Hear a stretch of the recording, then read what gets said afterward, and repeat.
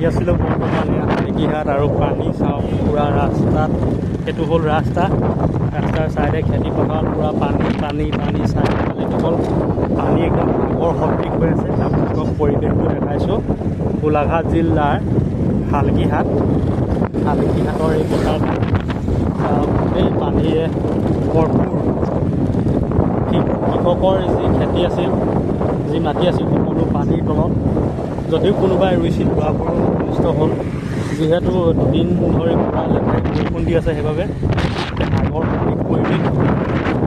সেইফালে চাওক পানী পানী পানী, মাজতে এইটো দ্বীপটো আছিলে গছে। আৰু গৈ আছোঁ মই এফালে, আপোনালোকক দেখাইছোঁ গোটেই সাগৰ সদৃশ পৰিৱেশ। যিহেতু ওচৰতে আছে খাৰজান নদীখন আৰু নামঘৰ চাইডতে আছে নামঘৰ কাষৰ নদী এনেধৰণৰ পানী হৈছে গোটেই কাকতীয়া নদী আৰু ধনশিৰি নদী